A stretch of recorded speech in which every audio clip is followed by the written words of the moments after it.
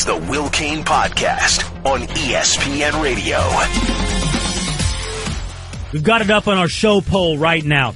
If you could build your team around one of these four players, you got to pick, and this guy's the best player on your team. Aaron Donald, Julio Jones, Le'Veon Bell, or Von Miller. Who would you pick? Go to @WillCain on Twitter and give us your vote.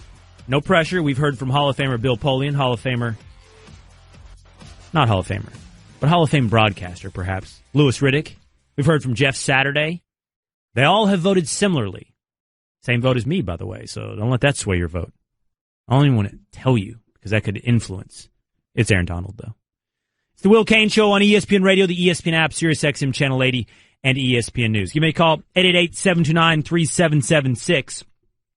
Coming up in just a moment, who's got the better case for LeBron James, the Philadelphia 76ers or the Los Angeles Lakers? But first, this came up on our show last week. Got the World Cup going on. If you paid any amount of attention, you've seen, outside of today, Ronaldo has absolutely carried Portugal. Scored 4 goals. Missed the PK today, though. Did miss a penalty shot today. That's true. And so now Messi's best player in the world again? Is that how that works? Messi's back. And that brings us to the point. Messi has not been good. Argentina has not been good. They're not dead yet. Argentina can still advance. But watching Argentina flounder in the World Cup is pretty hard to put into American sports context. Messi is right there with Ronaldo in a heated debate for who is the best player in the world. If you live anywhere else besides the United States of America, Messi versus Ronaldo is Michael Jordan versus LeBron times 10. It is the biggest debate. I can only imagine what sports talk radio in Madrid sounds like. Sports talk radio in Barcelona. Another day of Messi or Ronaldo. Who's the best in the world? And as we had this conversation last week, the Nuno chimed in with this hot take. Take it away, Nuno. Is what American athlete that like on that level gets a pass as much as Messi does? So Nuno contends, the Nuno says, by the way, did you see our Twitter this weekend? Has somebody tweeted to us a place where you and I could do our mud wrestle? Yeah, let's do it. Yeah. Naked mud wrestle, let's be clear. Naked mud wrestle. Yeah. Let me just get my winter body ready. We'll be all set. She even called you the Nuno. And she said she was walking on her way to a Willie Nelson concert. She's all in on the Will Cain Show, knows everything. All home court advantage for you. I like Nuno in that fight, I think. You like Nuno in a naked mud wrestling contest against me? Yeah. I like it. He's got leverage. Lowest man wins. Lowest center of gravity. He does have that. There's a lot of advantages that Nuno has here. Have you ever wrestled with somebody who's like way shorter but stockier than you? So you can see that they have that. You know what I'd go for? I'd go for, as he went low around the knees to wrap up, I'd do the hop jump and try to get on top of his head and dunk him in the mud. Can we do this ASAP? I would immediately go for the leapfrog head dunk into the mud, and then I'd see how long he squirms under the mud. It'd be a tap out within 10 seconds. How long can you hold your breath in mud? I don't know. Be the first for everything, right? Don't act like you've never done that. So there it is. And that blew Cerruti away because Nuno says Messi gets a pass. He gets a pass from world media. Cerruti thinks that's absurd, by the way. Messi doesn't get a pass. But that got us asking, who gets the biggest pass in American sports? And we put it to our audience. We started to ask our audience last week. Here are some of the names we were given for who gets the biggest pass in American sports. Clayton Kershaw. LeBron James. Mike Trout. Russell Westbrook. Aaron Rodgers. Phillip Rivers. And, in my estimation, perhaps the winner of them all, Andrew Luck. What you have here is a list of guys who are good, who have not won, right? Who haven't lived up to expectations. That's the fair standard. Have you won to the level of expectation? And as you look at this list, to me, the one that stands out the most is Andrew Luck. And I have to ask, though, am I giving Phillip Rivers a pass? Am I doing the pass thing? I think Rivers is great.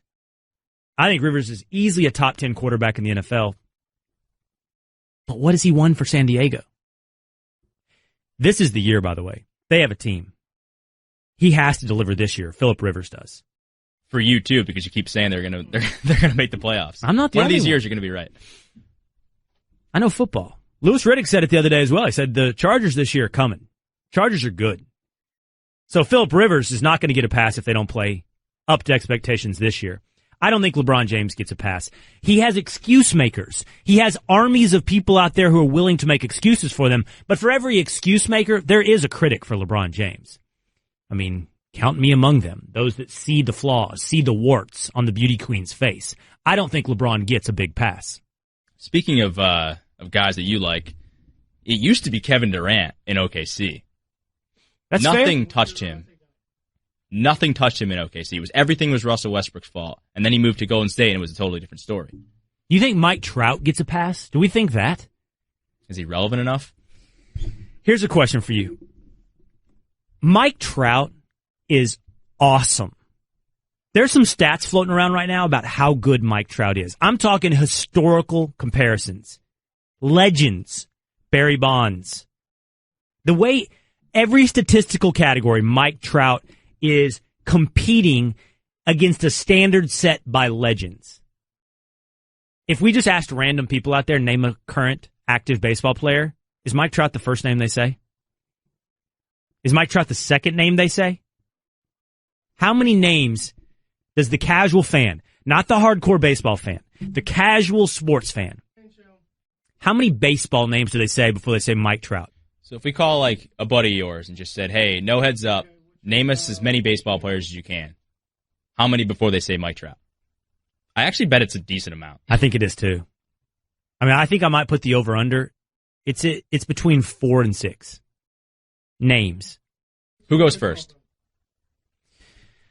Well, probably Derek Jeter, which would be a violation of the rules. Oh, yeah, that doesn't count.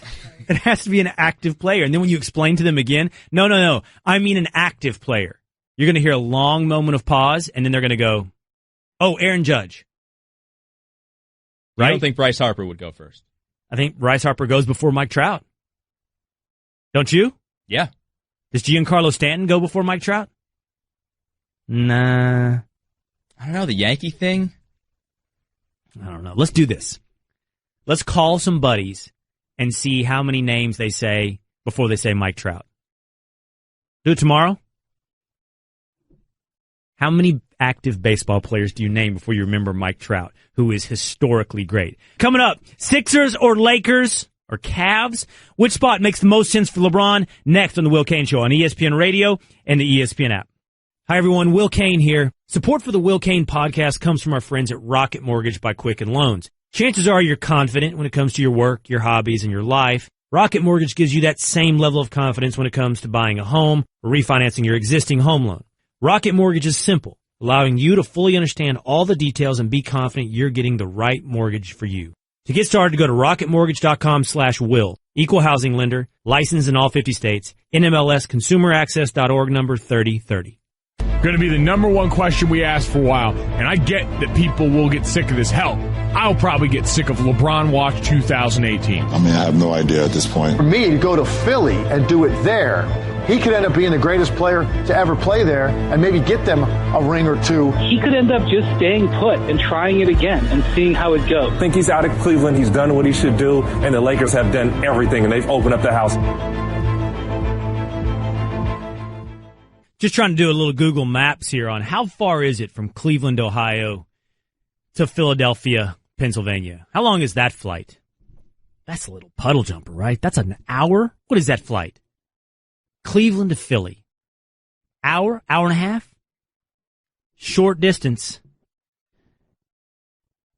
If you're LeBron James, the debate has to come down to Philadelphia versus Los Angeles.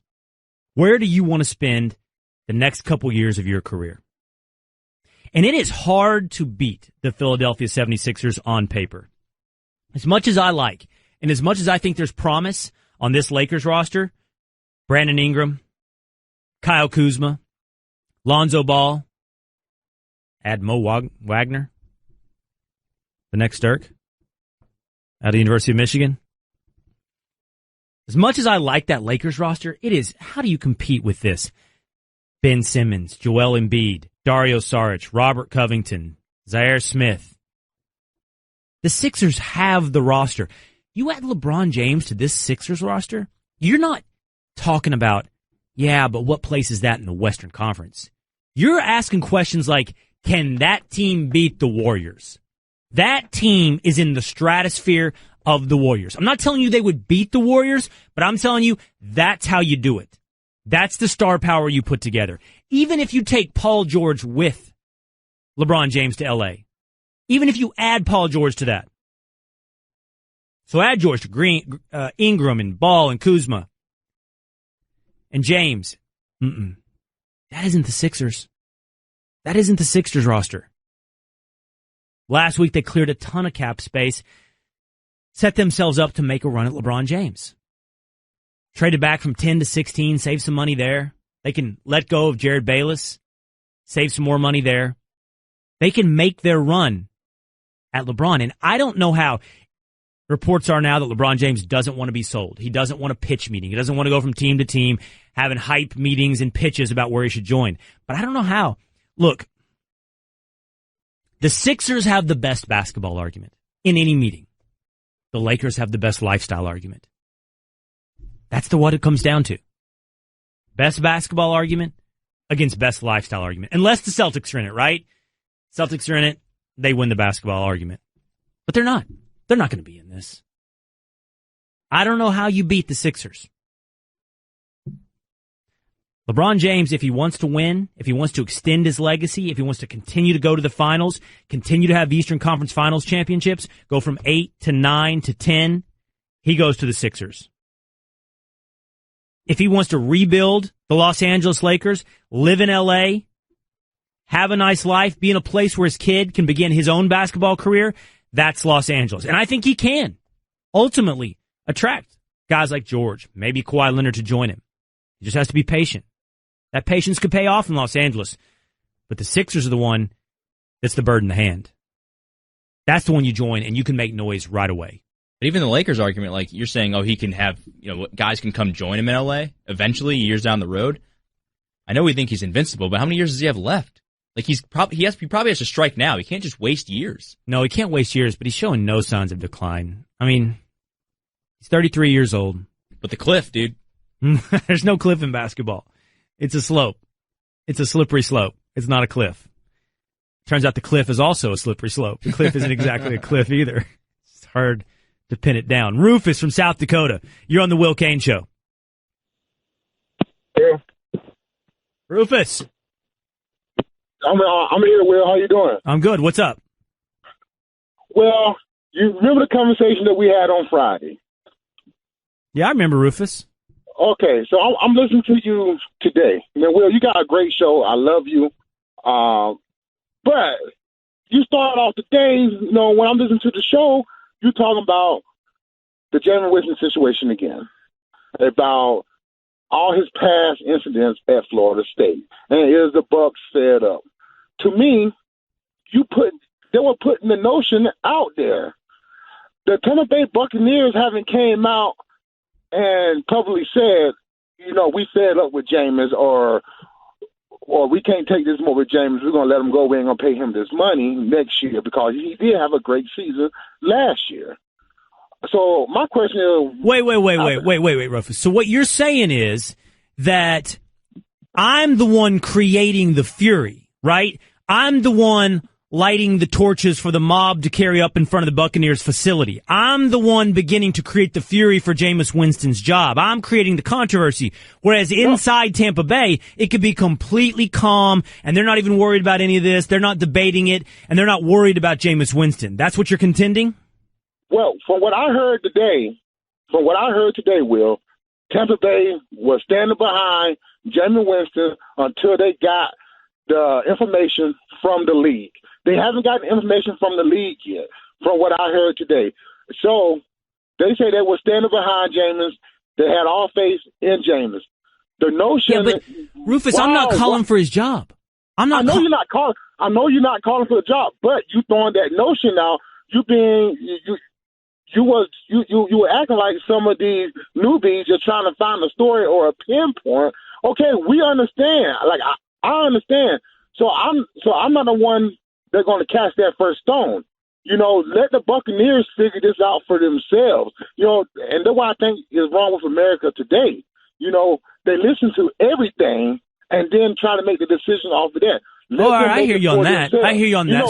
So the tail wags the dog.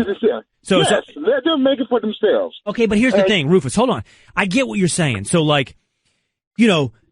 the organization, be it the NFL or the employer, waits and sees what the public outrage is, and the outrage then dictates the action as opposed to the other way around. And I understand you on that. But what I'm here to tell you is my job is to tell the truth and to analyze it the best I can. And I'm telling you, it makes a ton of sense that they're going through a cost-benefit analysis right now. They're asking, how much trouble is this guy worth against how good is he on the field? And I'm telling you that the answer to that question will be given to us by the end of the year. Because he's not that good, Rufus. He's not that good of a quarterback. So he's okay. He's okay. He's not good enough to put up with this nonsense. And I understand that. And I understand if my reading serves me correctly, you come from a finance background, right? No, law. Law. Okay. But you all, and I understand you always look at the bottom line and you look at how organizations are spending their money. And why spend your money on a liability if he's going to be a liability and continue with these shenanigans, right? Right. Yeah. They should be the ones to figure that out. And like you said. I got you, Rufus. I got you. I appreciate the call, man. I got to run. I got it. You're right. They'll figure it out. It shouldn't be the mob and the mob's anger that figures it out. But Jameis is creating this, not me. These are Jameis's incidences that are creating this. Anyone would go through a cost-benefit analysis. Want to go to the 2018 ESPYs? How about going as the guest of this year's host, Danica Patrick? Make a donation to the V Foundation for Cancer Research, and you could win a VIP ESPYs trip and the chance to meet Danica Patrick at a rehearsal before the show. Go to ebay.com/ESPN to donate for your chance to win. For official rules, go to ebay.com/ESPN. Okay, coming up, Ramona Shelburne with the latest on LeBron and Kawhi's future, plus why the Lakers pitch to Paul George was lame. Next on the Will Cain Show on ESPN Radio and the ESPN app. Proud of Christine Lisi saying Iran instead of Iran. Feel like a little bit, if you're going with Iran, you're just trying to be fancy. Well, it's not Iran. Iran.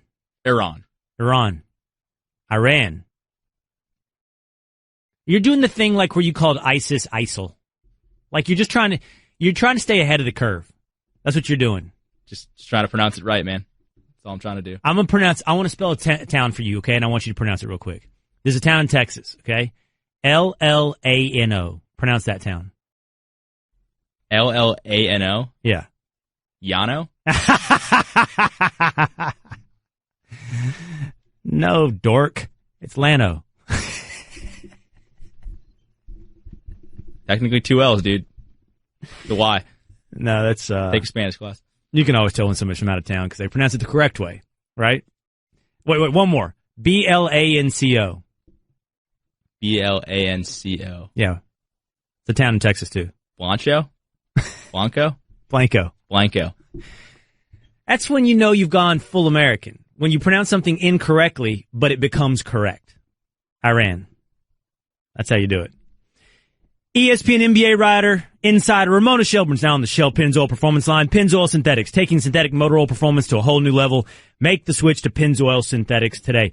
Ramona, we're about a week away from this thing just going full tilt for you, but that doesn't mean we're not figuring some things out or getting hints right now. What do we know right now, Ramona? I mean, I heard, did Chris Paul say LeBron's not going to Houston? I mean, is there things we can mark off the list at this point?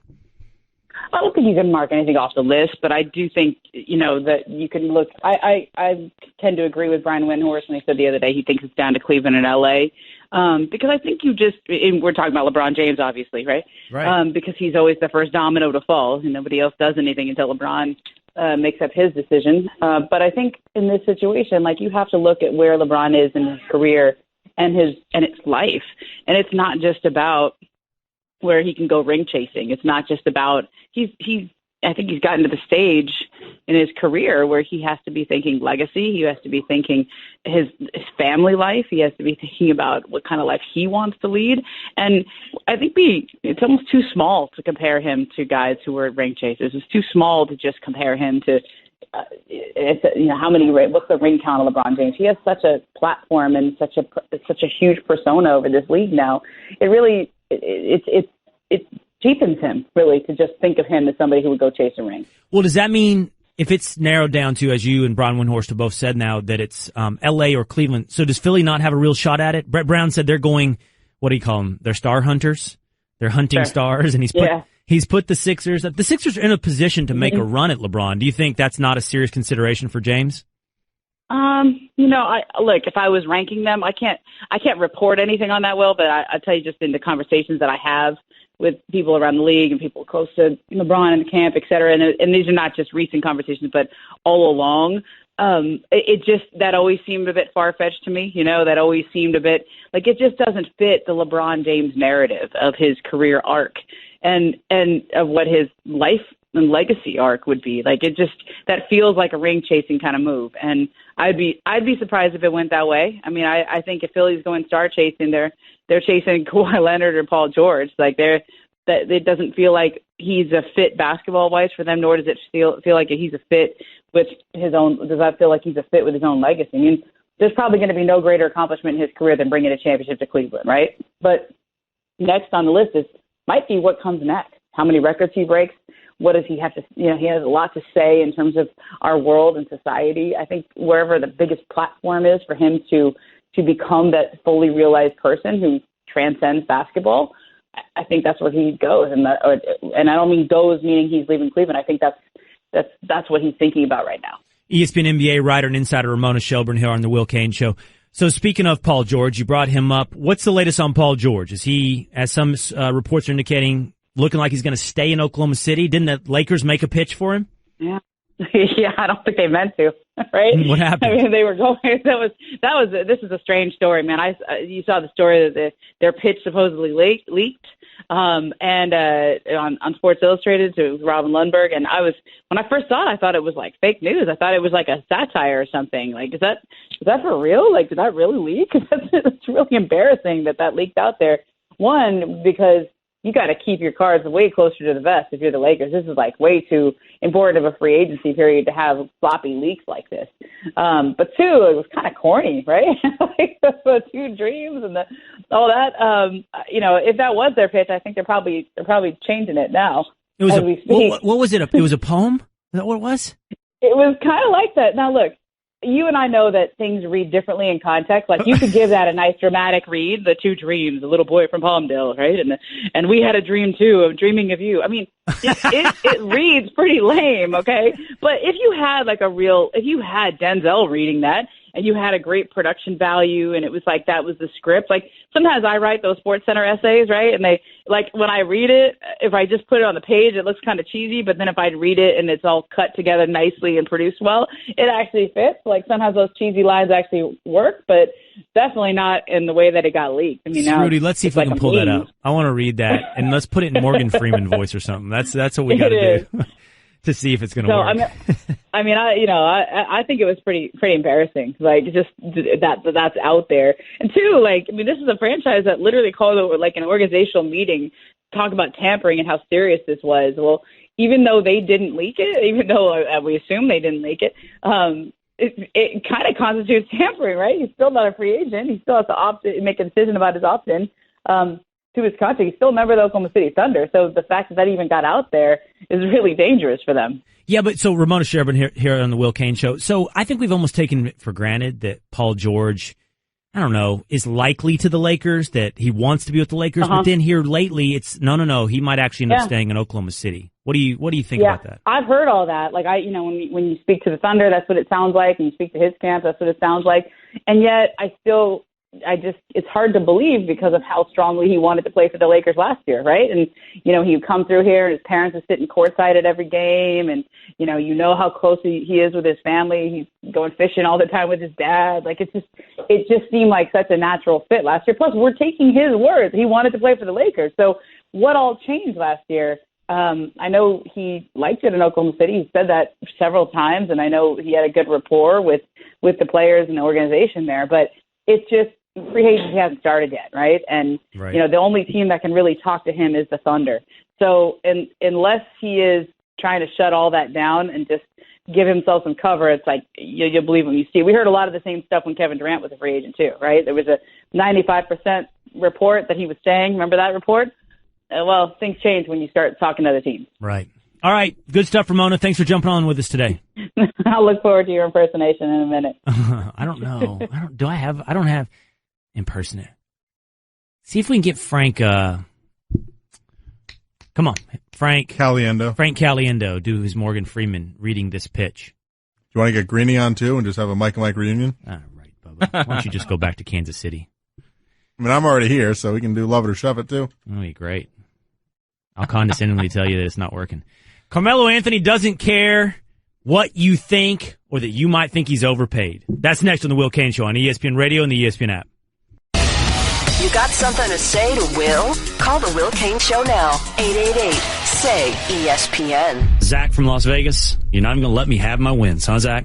Will Cain, huge fan. I am unsure how the executives at ESPN let someone who is so unequivocally wrong all of the time host their own show on the air to feed lies to the American people about what is right and what is wrong when it comes to anything related to sports. In my opinion, I think you're a raging alcoholic and that you make really misinformed opinions. Tell me more. You clearly have a drinking problem. I'm not even going to cut you off. Tell me more. What else? Tell me more of my problems. I think that you might be addicted to opioids as well. Your eyes are pretty pinned on a regular basis. Huge fan. The Will Cain Show on ESPN Radio is presented by Progressive Home Insurance. Getting a quote is easier than ever.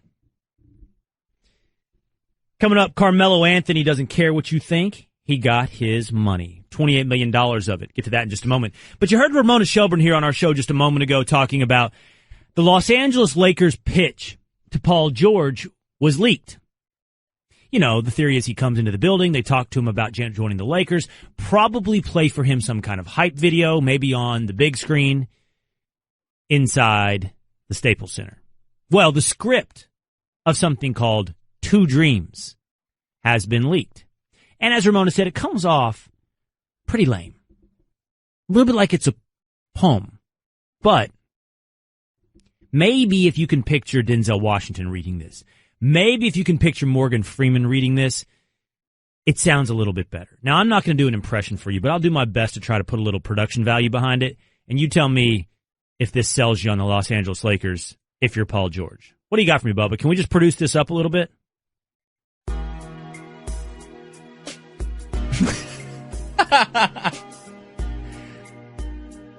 No? I don't know. Is that the tone you think the Lakers are going to go with? They're not trying to ask him out on a date. Like, what are we doing? Well, it sounds like NFL Films or something. Let's try it. When you were just a kid, in your room, dreaming from Palmdale, we were dreaming too. While you dreamt, we built for your arrival. And while we dreamt. Here we go. Let's start over. Find another bed. This is horrendous. Yeah, let's start over. Find me something else. Good. When you were just a kid, in your room, dreaming from Palmdale, we were dreaming too. While you dreamt, we built for your arrival. And while we dreamt, you built too, becoming one of the world's greatest. Life's most powerful dream are the ones we realize ourselves, the ones that turn us into legends. That kid from Palmdale always knew it. Now the world will too. What do you think? That sell him? Pretty good. feel like the bed could be a little off. Nothing lame about that. Nothing lame. Do you think there's any way that would sway you, even like a percentage point? Look, they do this stuff. They talk about it during college recruiting. You walk onto your recruiting trip. They take you down onto the field at the University of Texas or in Alabama. On the big board at the end, they've got, a video as though you just scored a touchdown. They're retiring your number. They're acting like you just... That's different. Is it different? That's different than this weird voice-over PowerPoint presentation. Well, I'm going to guess the music would have been a little different. Music doesn't matter. And the voice would have been a little different. Maybe somebody famous. I guarantee it was somebody famous. Guarantee. If that was produced in the best way possible, what you just read, that wouldn't make you want to go to the Lakers anymore. It's just the thing you forget about. In fact, it would actually probably make you want to go there less. Like, come on, guys. You're better than It kind of made me want to call the police in the beginning with that music Bubba was playing when you talk about while you were in your bed dreaming, we were dreaming too. When you were just a kid in your room dreaming Palm Day, we were dreaming too. That's creepy. Right there. I'm uncomfortable. I am too. I think we need to move on because that's criminal. So we'll see if that works on Paul George. Speaking of basketball players and their ability to move this offseason in free agency, Carmelo Anthony's not going anywhere. He's staying with the Oklahoma City Thunder. He has opted into his contract at $27.9 million. Carmelo averaged 16 points, a career low this year with the Thunder. And when it got to playoff time, crunch time, Melo averaged 11 points a game. Almost 12, 11 points a game. And when he opted in, he got a little pushback, a little hatred from the Thunder faithful. Let me get his tweet pulled up here because this is what he tweeted out. Oh, you mad, huh? Take a step back, evaluate what is important, and enjoy life. Stay me 70. That's a hashtag, stay me 70. This is... Honestly, I know you disagree with me. I know. First off, it's not Stay Me 70. What is it? Yeah, wait, what? What do you think that stands for? So say it is Stay Me 70. What would that mean? I have no idea. I was going to bring it up. What is it? Stay Me 70. I don't even know how I messed it up. What is it? It's Stay Mellow. That's not an L. Yeah, that's a 7. It's not perfect, but it's not Stay Me 70. What do you mean it's not perfect? Is that how he writes Mellow? Hashtag Stay Me 70. He closed with a hashtag Stay Me 70, of course. Of course, yes. Oh, I'm an idiot. But that's a 7. That's not an L. Add it to the list on Friday. Is it going to take down... That might win. Damn it, or L.A. Ball? We were just talking how we didn't think anything would be L.A. Ball.